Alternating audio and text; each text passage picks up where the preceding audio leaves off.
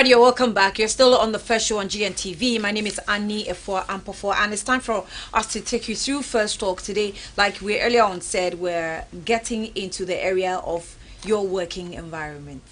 What do you do at work? How do you do it? How long do you work for? What are the things that sometimes your bosses say you should do that you feel is an abuse, but you can't talk about it?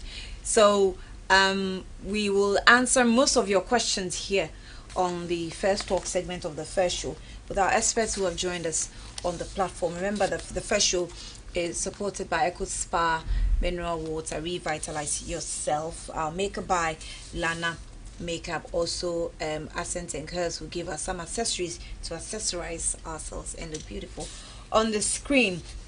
Now I'll go straight to introduce my guest to you this morning. I have Solomon Kotei, who is the General Secretary of the Industrial and Commercial Workers Union here in the country. You're welcome, sir. Thank you. And good morning. Good morning. How are you? I'm doing well, and you? Great. I'm fine, thank you. Also, Ekow Mensah is a friend of this platform. He's an entrepreneur. Very interesting gentleman, has a very good sense of humor. But he goes into the serious area where it has to do with your human relations as far as your work is concerned. And he will tell us more about the topic on the table. Ekow, you're welcome. Thank you. Good morning. Morning. How are you? I'm okay. I remember I emceed a program with this guy. I got to a point I just stopped. I said, do you all. So, Ekow, thank you for joining us once again. Thank you. So let's go straight to the point. Let me start off with you as an entrepreneur. Do we care if you are an entrepreneur? Must working environment and human rights, whatever, must it matter? Good morning to your viewers. Well, that's the first point of call, really, when you're looking at building a sustainable business and a business that truly serves clients. Because your first client, as I always say for entrepreneurs, is your staff. Because they actually make things happen. They are the ones that sell your products, you sell your services, and translate your vision into, tangible things that people can patronize. So then if the welfare of your employees is not at your heart and is not a priority to you as an entrepreneur, then the sustainability of your business is not guaranteed. But unfortunately, sometimes we are so driven, we want to succeed, want to make money, that we actually put the people that are helping us to do this at the back, burner. Because mostly when you start as an entrepreneur, especially for a small business, most of the work is done by you, and then as the business grows, you bring in other people that you would find that are not necessarily putting in as much as you would expect them to. So then you still tend to do a lot of work as an entrepreneur until your business probably gets to a point where you have all those systems in place, and then people to supervise the work of the employees. Then you can have some breather, and then probably now put the welfare of your employees at the forefront. But that's wrong. Because no matter how small or big you are, nobody asked you, nobody forced you to set a business. And when you set a business, the heart of your business is your employees, not even your product or service. So when your employees are not being catered for properly, and then maybe you keep meeting with them and say, when we get to this point, at least when we start making profit and we start breaking even, exactly. then you all that's what happens all the time. That's what happens yes, all the time. But it shouldn't be. They should enjoy now. Now let's chew the bones. Exactly. Unfortunately, a lot of people think that enjoying is about increasing their pay and all that, but letting them feel even a sense of belonging, because you spend more time at work than anywhere else in your entire life. So then if you're not happy coming to work, not necessarily how much you're paid, some people work for free and they are very happy. I've seen a lot of people that do internships for years and even on contract for years, and they are very, very excited about it because it's a working environment that helps them with their growth, their welfare, and then they feel that their bosses care. And care goes beyond money. But sometimes entrepreneurs, we always look at, Charlie, how much are we losing? And unfortunately, even though employees are assets, they are more of a liability because every month you have to pay them. And sometimes when the money is not coming as you would want it to come, especially when they are asking for benefits and pro bonos and things like that. I'm sure Mr. Kotei highly disagrees with you if you say employees are more of liabilities than I saw him shaking. Technically, that is absolutely true. Employees are part of the production cost of the business. Exactly. Like you rightly alluded, without them the business will not be able to thrive. So at what point do I become a liability? When I've helped to generate am I a liability? I shouldn't be a liability. I should but, be part. But at a point when you contribute to the losses of the company, definitely you become a liability. You're there as an asset. You're part of the production, and you're supposed to generate profit, not a loss. So can we have a point in time where we say, you know, at this point or this month, you have become more of a liability than an asset? Assessment of losses are always done for us to know what actually led to the losses. If, for example, in a business setting, okay, they realize that hours of productivity are not properly, taken up. Workers come to work late, they don't stay in well, they don't actually use the man hours that they are supposed to use, and that is affecting the business. Then I'll totally agree what you are saying. But if in the reverse, the workers come to work just on time, and maybe accoutrements that they need to work with are not given to them, okay, or the employer's sole proprietor comes in and he decides that, okay, supply this to this person, a client who's really not even servicing his debts, but he says for relationship, go and do that, go and do that. Those liabilities, when the occasion, you cannot attribute it to the worker. So for any liability that occasion, we need to really assess it and see where it is coming from. And then also we have a lot of financial and economic leakages within the employment if care and proper assessment is not made. The first point, unfortunately, is always, we are making losses, let's cut down the number of staff. Exactly. They might not be the problem, okay. I always occasion this biblical example when Jonah was in the boat and the boat was sinking, okay. The experts thought it is the weight, but it is not the weight. They kept throwing away, goods here and there. And the more they threw them, the deeper the ship was sinking. So we have also realized with some research that wherever they've applied redundancies, at the end of the day, it didn't work. Okay, they've even ended up recruiting more than they had even done earlier. So not that because I'm a labor man, I want to defend the labor interest, but these are the realities you can find on the ground. So what do you say to companies that are using few workers lesser than they should?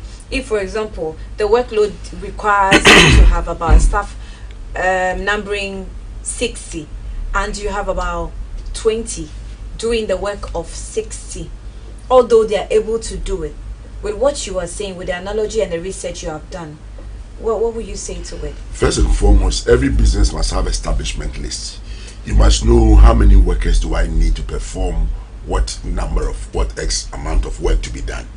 Now, if in the process you realize that you are using the same person as a cashier who is running the banks, who is doing payments, who at the same time come to write your petty cash for you, at the same time doing any other chores, you can see that the business might start on a small note, but as the volumes grows, you notice he cannot handle it alone. But like my good friend said, when we get there, we'll get improved. So now handle it. And because every entrepreneur has a primary motive of making profit, they will keep encouraging you on the wrong side of the motivation, okay? And then they keep stressing the employee to the point that either the person breaks down or they also pick a wrong attitude and begin to say, well, if I don't help myself, who will help me? And all these things begin to happen. So at this point, what does it become? Does it become an abuse, or it is because I can consider my boss always having a discussion with me, you do, when we get there we'll cross, and I'll feel like, okay, my boss says so let me just do it, and I'm doing it. So is it because I am a workaholic, or is it because my boss is abusing me in a very subtle way? You see, I did mention the establishment list. That will tell this business for now how many people do we need. If the boss is sincere, he will be able to tell the employees that, look, for now we need 20 people to work. But if we bring 20 people, this is what the staff cost, okay, is going to be.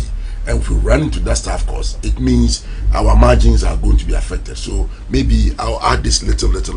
Let's keep going till we get to a level where we're breaking even, where now our profit margins are quite reasonable. Then we can actually do that. You need to be involved. You see, if these disclosures are not done, okay, then you feel cheated. But if these disclosures are done and you are all coming to face reality, because you need job, I need job. So if what I have to do to get the job sustained, okay, I will throw everything behind and let it go. So if the disclosures are not there and all you hear is that do this, and then when things are also getting better, then they find you excuse, we have to recapitalize, we have to do this, we have to do that, and then still you are being left behind. That is where I will begin to see an abuse coming into play. But if the disclosures are there and it is clear that we can all monitor our growth, our development, our progress, okay, and we are all seeing to it and we see what is going in, then I'll not go too much for abuse. But when I'm kept in the dark, I don't know what is going on, and all the time I'm told it is not good. That is the national anthem of employers. It is not good. There hasn't been an occasion you go to a table to go and negotiate that they say, we've had the best of seasons. I've never, over 1,000 companies that I negotiate with, I haven't found one, not one. But all you go, they say, this year, if it is not inflation, they will tell you it is the, what do you call it, the exchange rate. If it's not the exchange rate, they will tell you the budget interest rate, etc., etc., etc. But this has been the sing-song of entrepreneurs all over the country. Well, that goes to you. Well, I mean, honestly. That goes to you, well, not true. No, the thing is, you see, when you're an entrepreneur, you struggle a lot, especially in this country where we don't necessarily have the support systems in place to make your work easy as an entrepreneur. And you do a lot of work. And one thing I've come to find out is because of the effort you put in to establish a business when you start, and all the work and pressures you put on yourself as an entrepreneur, you tend to expect the same of the people that you work with. You understand? The standards that you set, you expect that, I mean, if I could do this, why can't you? But we fail to realize that if the person could do as you did when you started your business, or even you are still doing, then they will not be an employee. Maybe they have the entrepreneurial tendencies, so then they are proactive and then they show all those traits as an entrepreneur when they come to your business. But unfortunately, entrepreneurs and employees are completely different in their mindset and the way they think and the way they do things. Yeah, but you understand? At some point in time, okay, finish. Yes, but when you talk about abuse, of course, I mean, there are KPIs and there are interviews, and then entrepreneurs study their employees all the time. What you realize is that the people that show that they have the potential to do more are almost always the people that are given more to do. You see, and those that do not necessarily show that they can do more are those that, unfortunately, when it comes to redundancy and all that, they are sacked. But I mean, the issue of communication, open communication and structures, for me, I think is actually the core of our problems as entrepreneurs. Telling your employees everything, is that good or is that bad? And for many of the stories I have personally heard, it eventually turns out to be bad, especially when you're completely transparent. Because first of all, if you tell them that, listen, things are not good, this and this and this and this are things that, it is good as a leader, but then you will realize that tomorrow they won't even come to work and they won't pick your calls and they stop their job, because they are panicking, or you tell them it's good and then you realize that now they start going to ICU and telling you pay me more. So I mean, there are pros and cons to all these things, but one thing you should realize is that an entrepreneur is not out there. I mean, most of us are not necessarily out there to hurt anybody. Of course, if I give you a livelihood, I expect that you will give me back at least in the same fold or more, the results I'm looking for. That's where I want to come to. Sometimes you entrepreneurs make us feel like I'm doing you more good than you are offering. Do you understand? So, example, we'll set up a company and I'm employed, and you say there's no employment anywhere. There are no jobs, and the no job syndrome is giving you more power to put us in a position where we don't want to be, but we have also been swallowed by the no job syndrome, and so we stick to it like that. I'm a fan of we make if you come in here anything, and I'm there and I'm dead, I'm sick and I'm dead and I'm this and and it affects us without employees realizing the effects of some of the subtle way of abuse. Well, I mean, that really is just an issue of flawed leadership. You see, unfortunately, starting a business does not necessarily require any,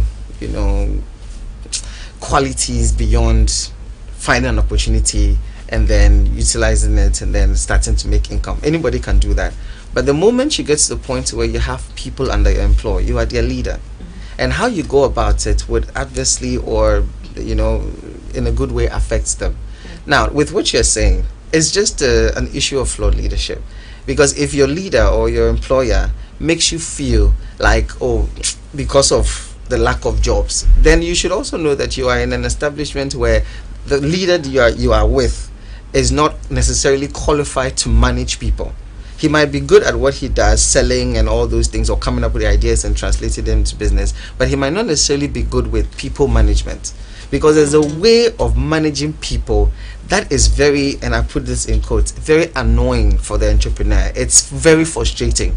If you really want to be a very good people manager, it takes a lot of patience, it takes a lot of, schooling, a lot of education, and all this actually takes a lot of time that most entrepreneurs don't have.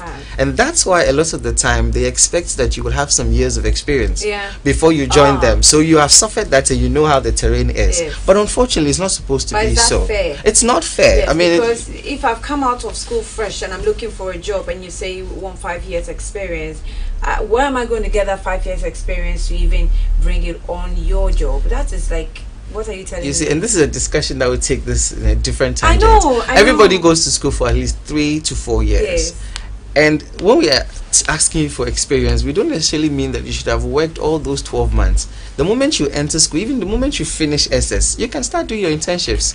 You can start doing some attachments, building experiences, and people do that. So by the time you finish your 4 years, you will have 4 years experience. So then at least when you do your national service and add, it is 5 years. So I don't see why anybody who has gone to tertiary institution anywhere in this country or beyond will complain about years of experience. And do you accept that, you entrepreneurs? Oh yeah, of course. We actually appreciate that, especially if we encounter you, because you see, cheap labor is when the person is still in school and then you don't necessarily, because you are not paying rent, you are not necessarily be taking care of yourself as much as you would when you finish school. So then we expect that when you come in during your internships and national service and all that, it is a time where we don't have to pay necessarily a lot, but we can steady you, we can coach you and guide you to be that kind of employee that we want. So the moment we confirm you, and that's why even unfortunately a lot of companies still have quite a number of their employees on contracts, because probably they are still understating them, or they are just taking advantage of the system to pay them less.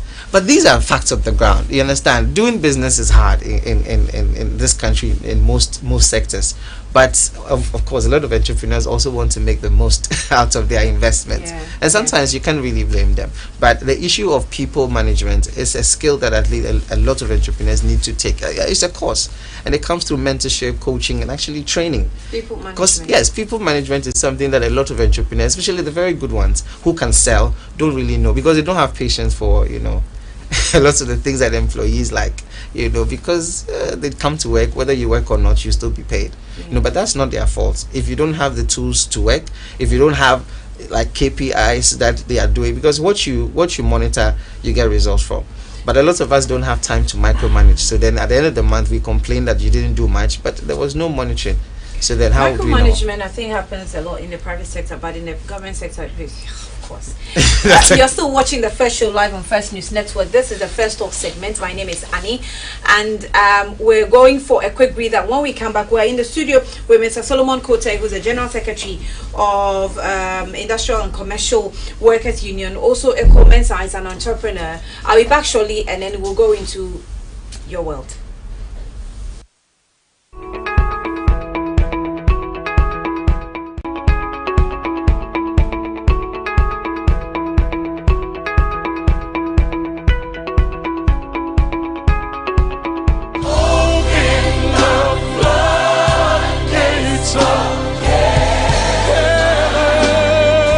The currency of faith can never fail. Voice of Faith television broadcast. Your life will never be the same again. There are people who wish.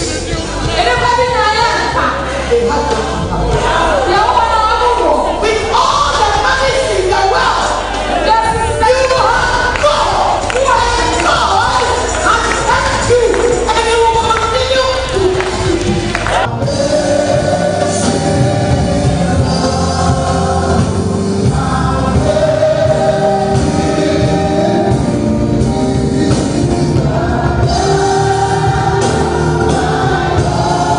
Of Faith shows every Saturday at 7 a.m. on Faith TV.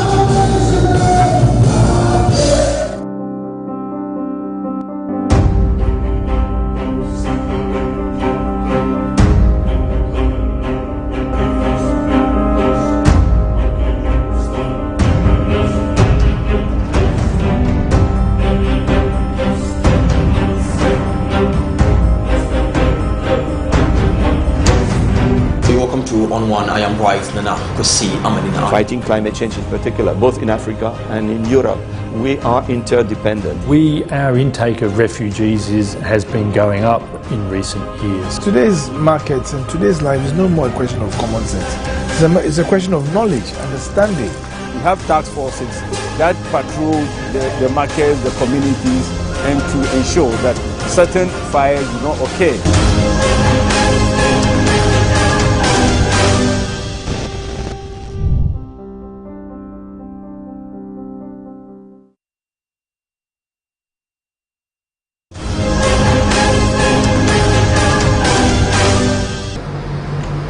Nobody should think that he has monopoly of power. Are you with me? Nobody has monopoly of power or monopoly of authority. So for us in the APC, we are focused.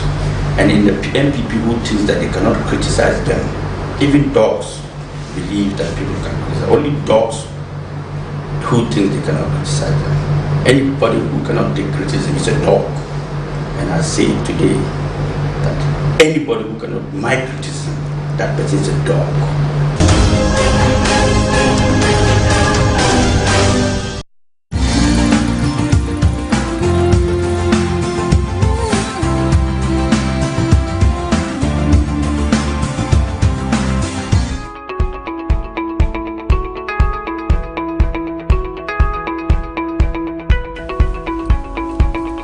Welcome back. We're on the first show on GNTV, and this is the first off segment. My name is Annie, and we're discussing issues with employers' obligations and employees' responsibilities and rights as they work in companies and with entrepreneurs as well. I'm in a studio with Solomon Kotei, General Secretary of the Industrial and Commercial Workers Union, and Ekow Mensah as an entrepreneur. Now, Mr. Kotei, let me come to you.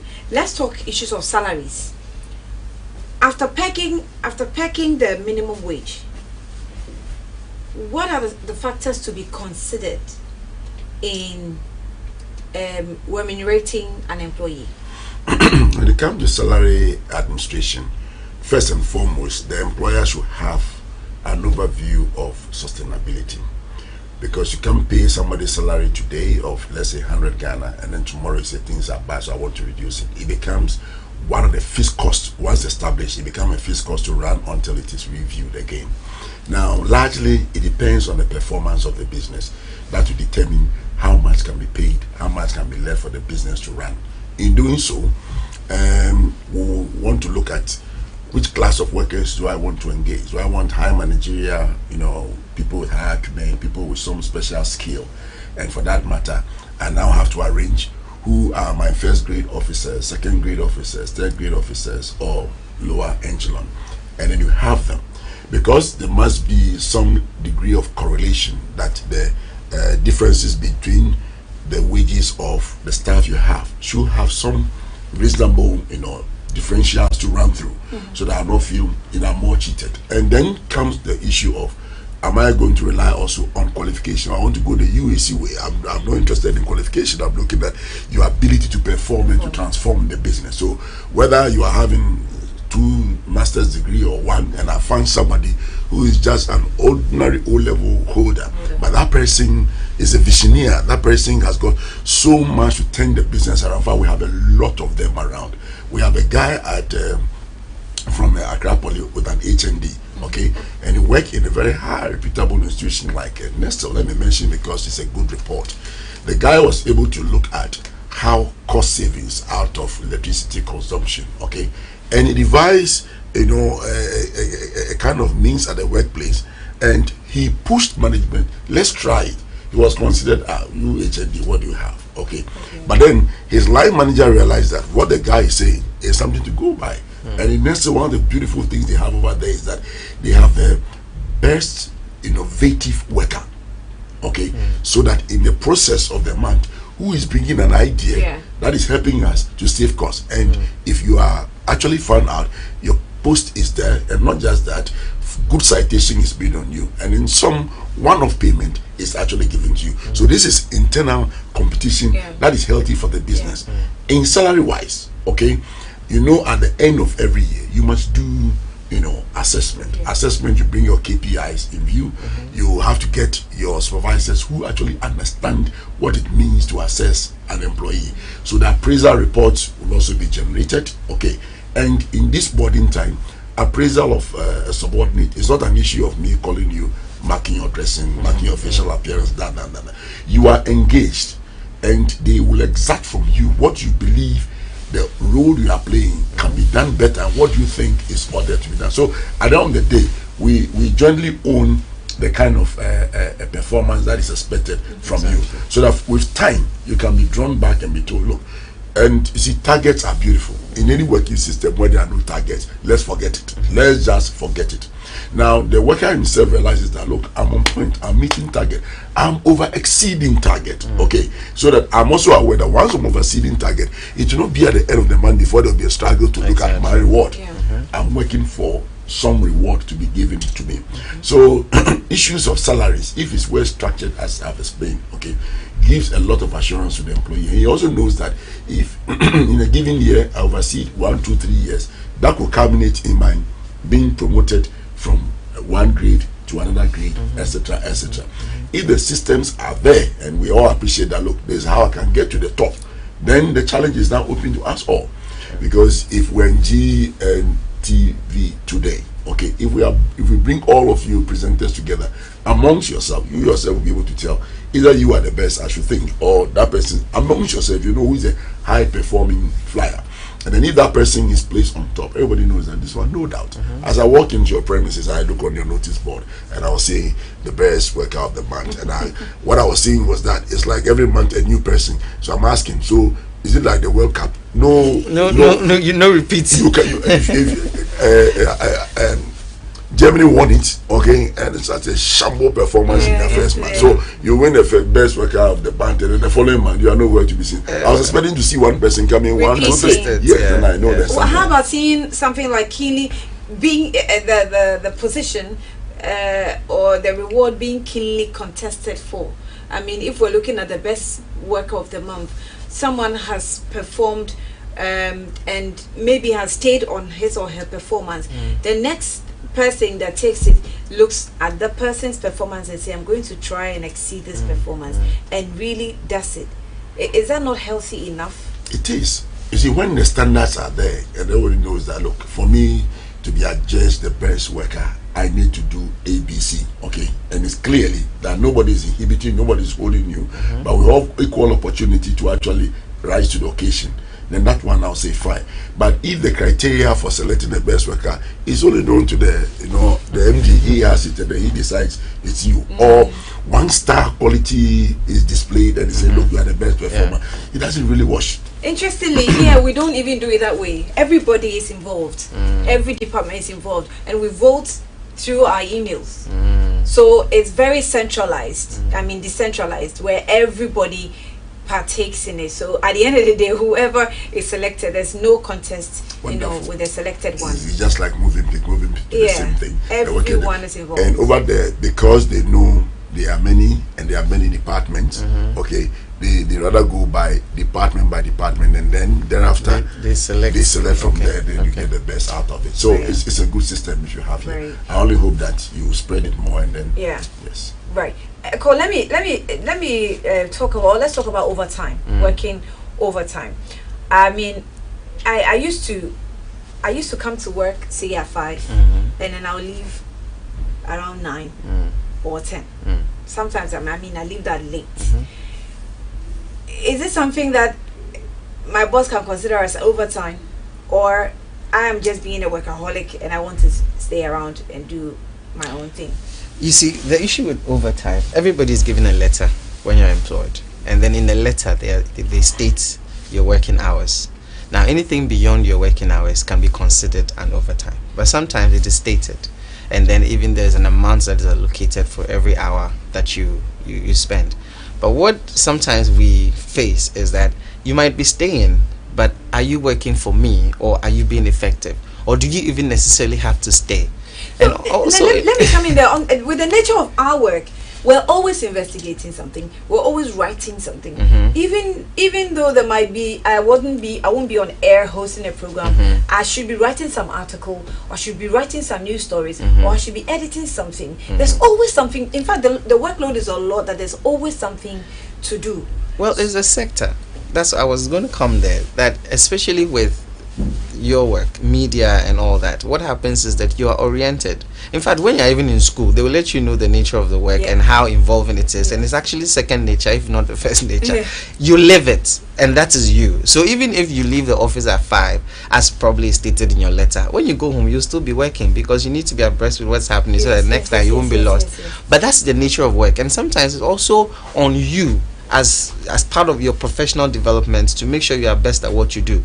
Because then if you sit in the seat, for instance, and you're ignorant of what's going on around you, then unfortunately you wouldn't be the best in the sector, because there's competition and people are looking to, you know, grow their careers. You know, so then some jobs require that you stay beyond the normal official hours, but those things will be as part of your orientation and probably will be put in your letter. And the moment you sign, there's nothing like overtime anymore, because you agreed and then you've signed on it. But of course, there are some other sectors that they are clear-cut working hours, and then when it goes beyond, when it is necessary, your supervisor or your line manager has to approve, and then you would be compensated accordingly. But of course, especially in an entrepreneurial environment, especially with startups and SMEs, you know, when they put the obligations of an employee, especially in your letter, they put that there, that sometimes you might go beyond, or sometimes you'll be required to work beyond the normal working hours. And as I said, as long as you append your signature to it, you cannot hold your employers accountable, or even, you know, take them to court or anything. But that thing is a trick, isn't it? What? Yeah, Mr. Kotei, it's a trick. You know, see, it's like you need the job so much that there's so much conditioning in your employees' employment letter. And then they say, well, if you sign, you're committed to it. But you know that there are some clauses you're not comfortable with. That is no excuse. Exactly. You see, you have the option to say, I accept or I decline. And most, you know, strategic entrepreneurs, they will put the acceptance letter for you, and then you only put your name there, and then you sign, which is not good. Yeah. Okay. You need some time, study it, probably even give to your lawyer or somebody who understands labor issues to give you some advice. Because you see, the labor law is there. You know, he's shying to go to that place. Because issues of hours of work is clearly stated, 8 hours. So if by the special nature of your job, you are supposed to report at 5 o'clock. So in your case, your working hours start at what? 5 o'clock. So you come from 5 to get your 8 hours, and then you have your break of 1 hour in between. Now, if the exigencies of the job will require that you have to stay on, he rightly put it, your supervisor must make a recommendation for whoever is the final authority to approve that you are doing an overtime. And any excess of your 8 hours, that is considered as overtime. Either it is agreed that we'll pay you a flat rate for every hour, or we'll say for every 3 hours we pay that much, and then we can prorate it and then get you have it. Or in some interesting institutions, they have some long formula, your basic pay divided by 52 times 12 times 80 times number of hours, and so on and so forth. Okay. Now, where the Labor Act is put aside, and then you begin to have private arrangements, okay, that is where the abuse actually starts coming in, because the employer knows that if I really want you to do overtime, this is what happens. Because if you do overtime, you know what happens to you? Your family life is being denied, okay? If you are a man of, let's say, having kids, okay, you will not have the opportunity to go and see them before even they go to bed, not even to say, look at homework, or even have prayers with them before they sleep. And then your health, okay, is also, you know, coming under serious stress, because you get home late and early morning you have to leave again. Continues with this in your life. If the breakdown begins, no money can repair. So we are not even interested to say pay so much money. The healthcare system for the employee is key to us. These days, our health and safety standard is looking more of the well-being of the employee. Now, some of these jobs, okay, maybe you are compelled to stay in their condition for how many hours, okay, and you know, the nature of your job too. You and even that we don't take it serious. We think it's luxury. Yes. In staying in the air conditioned the whole day. Yes. Okay. It's true. Well, but they were still complaining the air conditioning is off. We open the windows and they are sweating. Yeah, so it's both ways. You, yes. People just feel it's luxury for them to just keep staying in the air conditioning. They are there and they like it. So back on track on your question, the overtime issue must be well defined at any work environment. Okay, and like you rightly started with, you have an appointment letter. It has stated all that is required of you, and normally they add that phraseology. The exigencies of the job will require you to stay in, some few hours. Exactly. Those hours are not defined, and they won't tell you that these excess hours you do will culminate into some reward. Okay, then for fear that if I really don't hold it, I will lose the job. So let me also keep on. But the more you get versatile in the job, then you want to say, look at you, you are now challenging authority. You came here as a very sober. Very sober. Now you've got to know that. That's why labor becomes quite, some way. Okay, I won't use the word ugly, but then we come to no, this is what, because see, in life, where there is no law, then we see the bad law is better than where there's no law. Yeah. And in a given circumstance, because the worker doesn't know his right, okay, and he thinks he's being favored, because if you are three and your boss say, oh, you are good, you can get it, and you do it, okay, you get some swelling headedness, and you think, yes, you can do it. Yes, and before you come to yourself and say, look, you didn't come to GNTV to see the environment, you came to make life more meaningful, and you begin with such demands. That is why people must join unions. You see, the most safest place to work. The most safest place to work is where there's a union. Because where there's a union, the employer will not have the challenge of dealing with everybody one by one. You come in a group and he deals with the group. Okay. The safest place to work is where there's a union. When there's a union. Yes. So is it obligatory for companies to allow employees to join unions? Oh, fundamental principle from our constitution, the rights and freedom of association is open to all. Thank you. Okay. So if you decide you want it, okay, he decides he wants it, and then you come, you come and market ourselves. There are over 32 unions in this country. Yeah. We believe we are the best, we are the pace setters, and the rest follow. We will come and teach you what your responsibilities towards employment is first. In fact, our presentation in recent times is letting the employee feel that you are a part owner of the business. Exactly. Don't just see yourself that I'm come to help somebody. Your entire sustenance is here.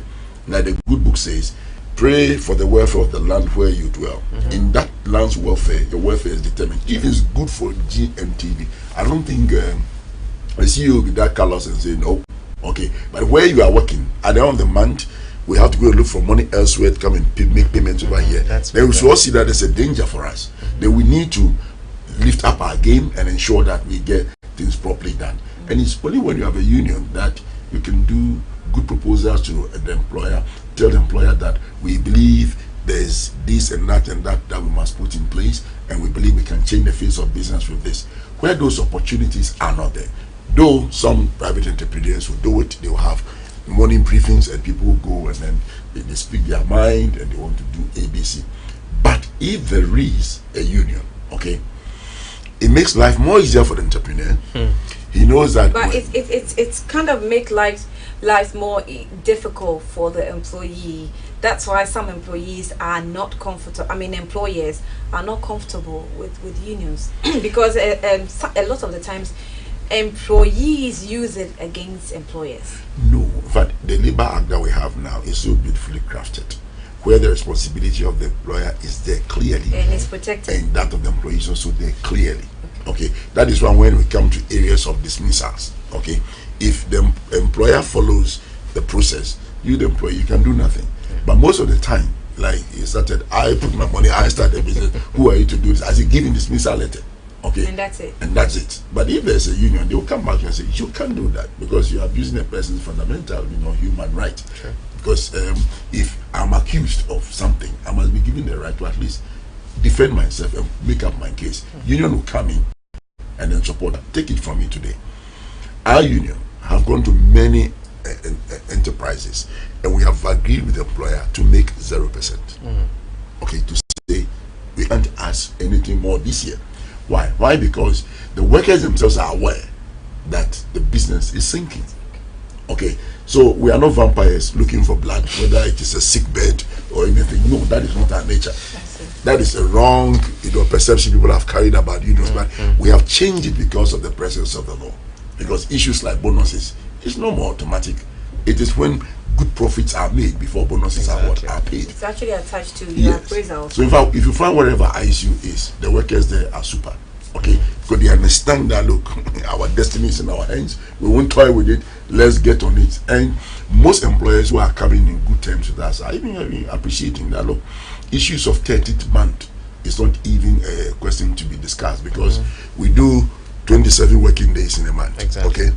Now we find ourselves that January has 31, so it means the worker has worked SS 3 days. Exactly. February has worked SS 1 day, March SS 3 days.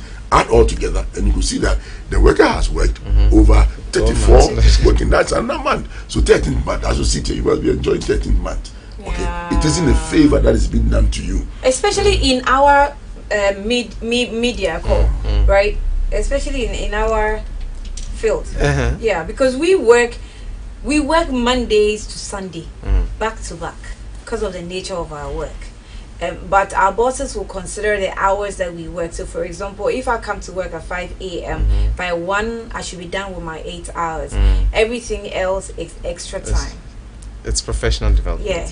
Yes, I mean, that's what I was telling you. It's sometimes, you see, with what he's saying, we don't work to stay at one place.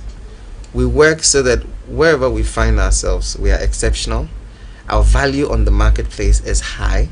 So then if we decide that, hey, we want to go to the next level in our career, we become marketable and people would want to either poach us or give us a better offer. That's fundamentally what I think every employee should have, because you're working for yourself more than anybody else. You know, unfortunately, that's not the mindset that a lot of us go into employment with. They think that, hey, you employed me, so you have an obligation to do this. And it's yes, we do as employers. But the fact is, you should also know that we are trying to build something that we believe, if well built and sustainable, will serve other generations and will also benefit us. But one thing you should know is that the career that you have is yours.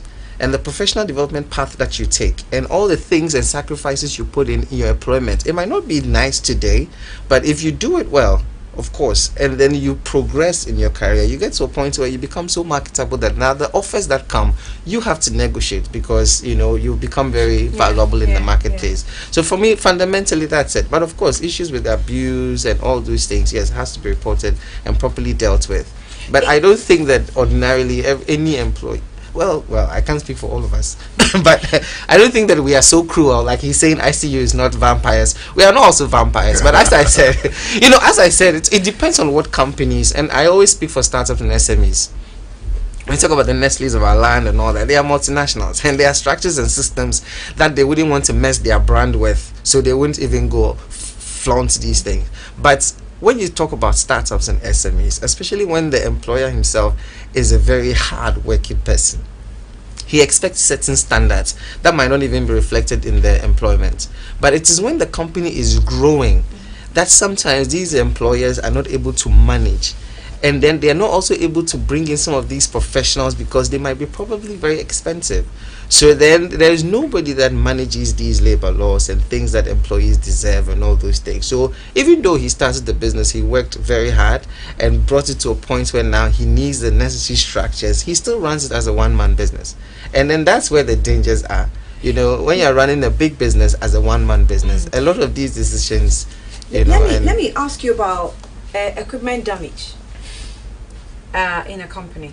So as I'm saying here, I'm doing what I have to do by my contract. Then suddenly I pick, say, this water, this table's glass, and in the process of drinking, it drops from my hand and falls on it and it breaks. Am I supposed to pay for that? Well, if there's an insurance on it, insurance will pay. It's an obligation, especially if there's a pattern that is repeated in the company. You should know that, okay, probably you should get an insurance cover so that you don't burden that. But if it is something that is intentionally being done by the employees, how do you judge the intentions of the employee that has destroyed something? first time might be an accident, everybody knows. Second time even. But in the third time, if it's the same employee doing the same thing, there should be repercussions. But that's what I'm saying. If you have to wait till the third time before you address these things, then the liability is on you, the company. Because it is your tool. When the employee leaves tomorrow, it's not attached to whatever. But then the fact is, for me, I think that if this is recurring, you as the employer should put in measures that safeguards you and the company from incurring such costs. And one of these could be insurance. But it is very important to let the people, the employees that work with you, be responsible for the tools that they use. And for some companies, they will probably tie it in with the agreement that they have with you. That these are things that normally occur. So then when they occur, probably will do share cost or you pay for it. Like for instance, if you're using a vehicle and you have an accident, yes, insurance can cover for it, but then depending on whether you took precautionary measures or you went through all the procedures that they've asked you to do, you would even be asked to pay for it. And I think that, well, I don't know what ICU has to say, but I have an interesting sense of humor. Interesting sense of humor that happened one day, but let me do the official one first. You see, if you look at the accounting setup of every employment, they have what we call repairs and maintenance. So while the business is going on, they know with time some of the equipment will become obsolete. They are also aware that there are breakages, damages that will occur. To have a mindset to say, I'll surcharge the staff, for me is in the extreme. But like you rightly said, if it to be established that you deliberately damaged it, it will even lead to your dismissal. It will not even surcharge you. It will let you get off the job because you could now go ahead and hurt human life. Exactly. But let me now move on to my humor element. There was a driver who walked to his union chairman. He said, look, we must get something right. I scratched the car and they go and spray it. I'm made to pay the cost. How about the typist who is typing and then the A4 sheet, he made a mistake, he gets it torn, and then he will not be surcharged to pay. Are you getting it? So the union chairman said, yes, it's a point. Then they went to the HR. Okay. Then the circular was sent around. Okay. Then the same driver came again and said, look, because they are destroyed, they don't want us to see. They put them in a trash can. So after close of work, let's go and see the trash can and see how much. They start to put it in their bags. Yes, and when these things started, some cost savings from nowhere began to emerge. Okay, so yes, at the worksite, me might be carrying the camera and then maybe I saw him try to step over, this wire, and then he holds his leg and the camera falls and breaks. You can say deliberately he did that. You understand? Maybe he's trying to catch a particular scene. Okay, so in haste to do that, and that happens. You can say he did it deliberately. And then you like hot cake, you like hot news, you like fresh to be in the air. Okay, so in a bit of trying to do that, then there's another slip also somewhere.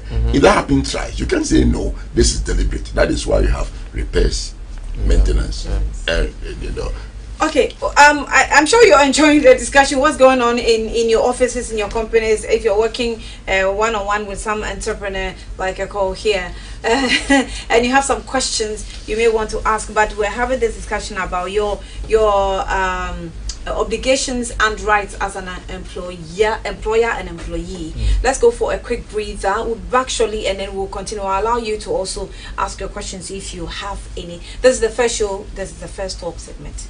In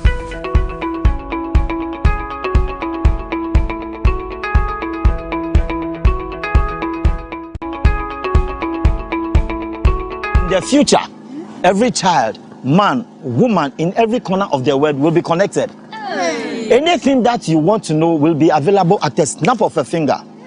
The future brings endless possibilities, but we must never forget who we are, Ghanaians.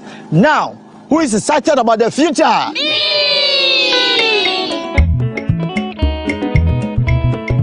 The future is here. Experience the all-new GN Electronics Smart TV.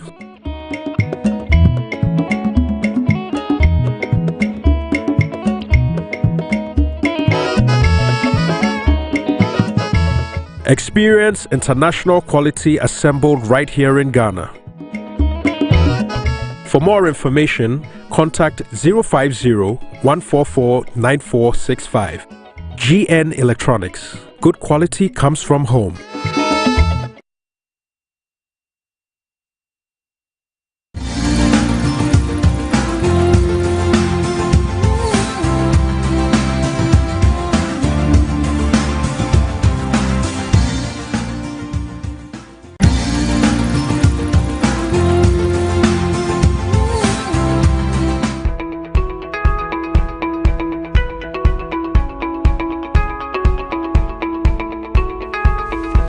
Welcome back. So an interesting issue that came up when we were on break. I think we'll want to touch on it, and then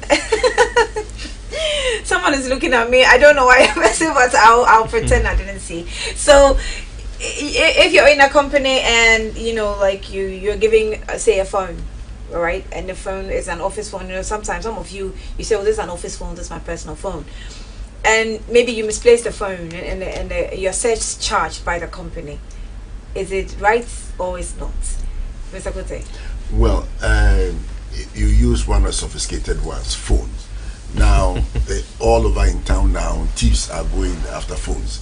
So the employer should also have it at the back of his mind that no matter how careful I want to be, the thief is also thinking to outsmart me. We've seen it in telly most of the time, where they will engage your attention on one side before you say Jack, they are gone, with it. So vicariously, for me, I think the employer should not be playing hard and fast rules on that, unless where a particular employee or group of employees, okay, are fond of reporting missing phones every 3 months, every 2 months. Then we know there's something wrong. Then they must be dealt with. Surcharging, I think, is wrong, but probably getting a better, stiffer. You think, or by law? Law hasn't, what we are discussing is not in the purview of the law. The law hasn't stated that if you're a worker and they give you an instrument to work with and it should get broken or it should get stolen, you should pay for it. But for us all to ensure that, look, these are all kind of losses to the business. Okay, because when we buy this phone, for example, we know we really don't actually go by them, but these gadgets have got their lifespan. Sure. You come and driving the car for more than 5 years, yes. Okay, and still driving it, you begin to have a downturn of your expenses. Same way for these phones. So if I know that this phone has been given to me, I'm supposed to use it for the next 4 years, 5 years, 6 years. I'll take good care of it. But in the circumstance, let's investigate how it got lost from my hands. And that is it. Because the employer himself can also lose his phone. I don't know how many times he lost his phone. So the employer should consider the changing seasons of the times and then create the conditions to meet the demands of the times. Well, you see, if at the time of handing over the phone or whatever gadgets to the employee, discussions are made, and in fact workers are made aware that this is how much it's costing us to do this. If you lose any of them, this is the implication on the business. Honestly, employees are responsible, okay, and you find them living up to the standard that is being set for them. But if in the event, okay, thieves, they come, thieves have the same resemblance with Christ. They'll come when you don't expect them to come. So if it is stolen and the circumstance suggests that, oh, the thing is gone, okay, but the successive turn out of the losses would not, let's say that no, this is a careless employee. It will go against your KPI, it will go against you in your assessment and all that. Just quickly, let's speak with a clinical psychologist, Dr. Collins Ajiman-Bedu, who has joined us on the phone lines to tell us also about the health conditions of the employee and how we should be able to protect them in that state. Doctor, thank you for your time on the first show. Good morning. Good morning. Hello, Dr. Ajiman-Bedu. Yes, Annie, I do hear you. Good morning. If you can hear me, good morning. Good morning, Annie. Right, Doctor. Thank you so much for your time this morning. So, what should be how should the health condition of an employee, how should it be protected according to the working environment? How was the first focus that an employer should have concerning the health of the employee? Okay, Annie, if I did hear you, the line is very faint. But if I did hear you, you're asking me how the life of an employee should be protected. Yes. Is that right? Yes, in the area of health, yes. All right. Basically, if you look at the arrangement for employees, we are basically to work within 40 to 50 hours a week.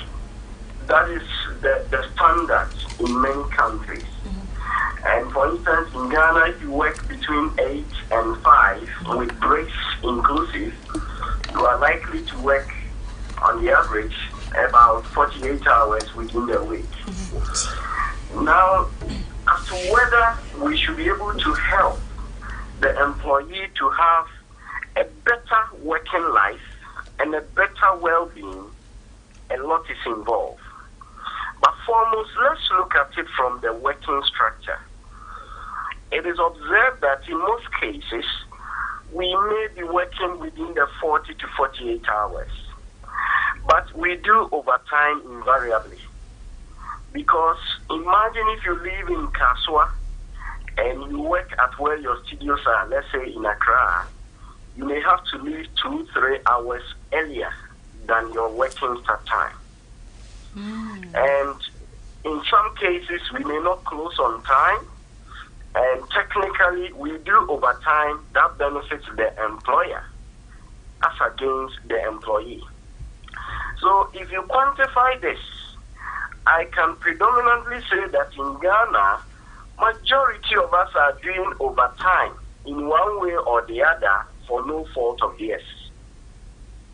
And these have mammoth physical, mental or psychological and even social effects.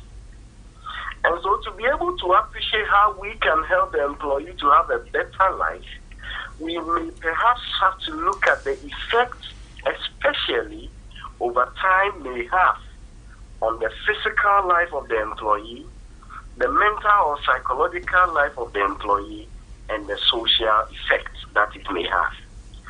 Because I'm a psychologist, let me just highlight some of the few psychological or mental health effects, especially working overtime can have on the employee and how this affects the holistic well-being of the employee.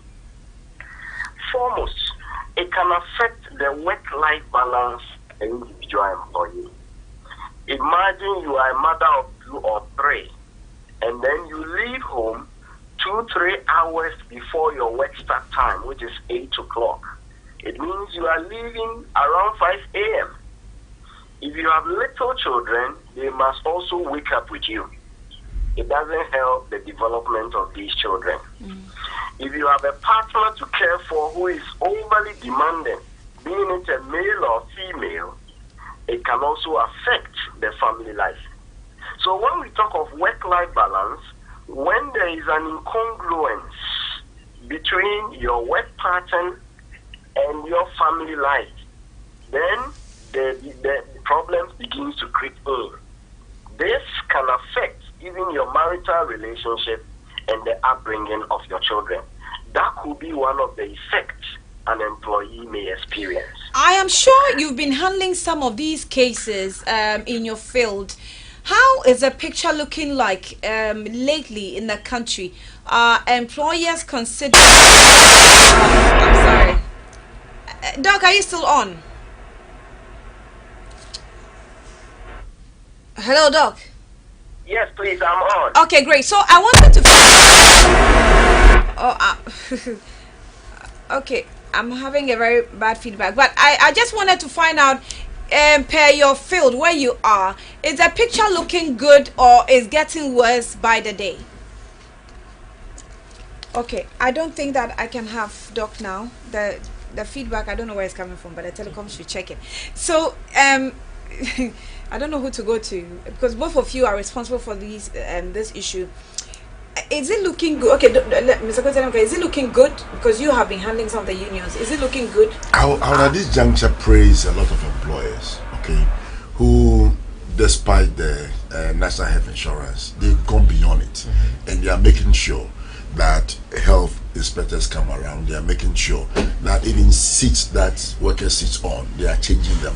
They are making sure that heat temperatures are actually reduced to that which the human body can actually have it. Those are some of the factors, very important. Let me ask you this. So I have a friend that works with one of the telecommunication company. He had an accident, and after the accident he's had a back issue, and frequently he's been complaining, and sometimes when the pain comes, it's so severe and I can almost feel the pain. Like I look at him, I'm like, wow, this is crazy, you know. I can almost understand what he's going through. In that situation, the accident was not caused by this company, but he has to be catered for. So must this company employer consider his condition and say, you know what, you need this kind of chair, or you use all the normal chair that everybody is using? There is a Chinese employer in this country who, when the workers report malaria, he said, I don't have mosquitoes in this environment. You So go to your house and then the mosquitoes bite you in your house and you bring the sickness. So I will not pay for any malaria, sickness over here. But we say no. There's something we call vicarious liability. Once I pick up employment with you, you see that you even pay me, including Saturdays and Sundays, whether I work or I don't work. So invariably, the employer becomes responsible. In this accident case you are talking about, he needs to have a physiotherapist who may say, we are prescribing this particular chair for you. In fact, I've seen many around. And I'm saying employers in Ghana are very sensitive towards that. You visit some offices, you see a particular chair, either for some scoliosis problem or some rib problem, and those chairs are meant for those people. Even some are so generous that if even they are living on medical grounds, those chairs are given to them to take along. And I can applaud many employers who are actually doing that. But there might be some few ones who will not even care. But let me use this your medium to encourage the employees to get to proper medication. If these recommendations are made, I can assure you the employers will show faithfulness and tact to the employees. Yes. Cool. What will you say to what I just asked? Well, the thing is, as I said, if employers some of you don't care. Oh, it's not about some of us don't care or not. You see, we care about our business. We care that the business is making money, but we also care about the people that are making us money.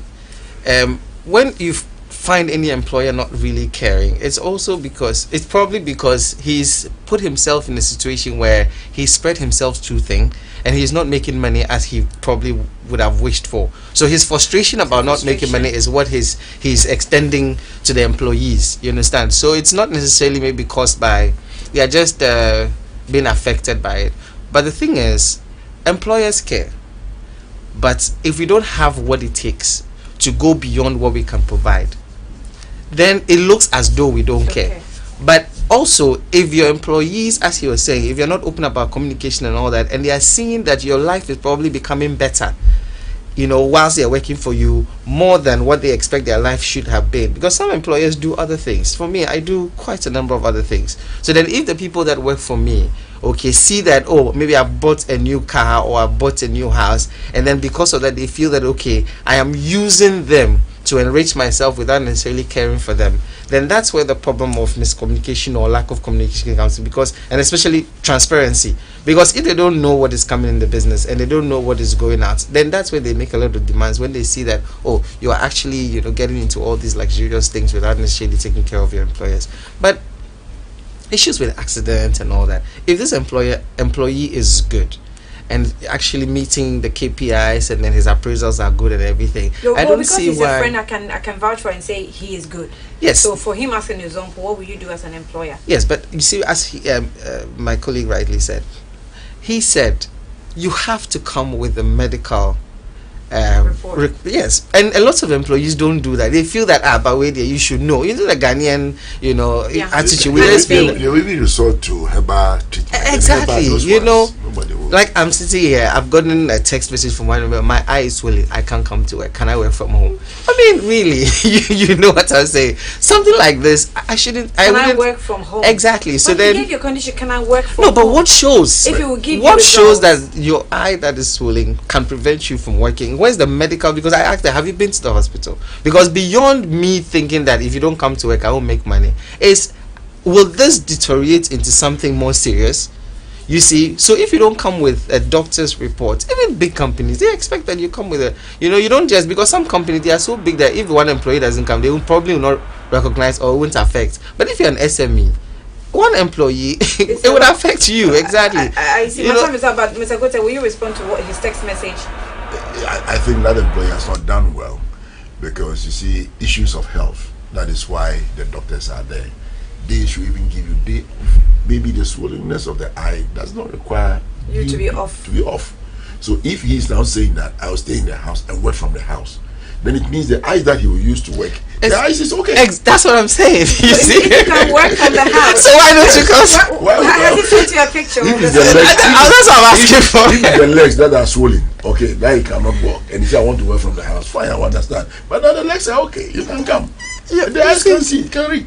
Okay. And you want to work from that. You see our problem. So it's not like we are wicked or anything. It's just Some employees are very inconsiderate, so you should understand. If they say the eyes it's itchy or something, or they can't look at the lights, or something. So get a medical report. Yeah. Maybe I've gotten Apollo, so if I come, it will affect the other.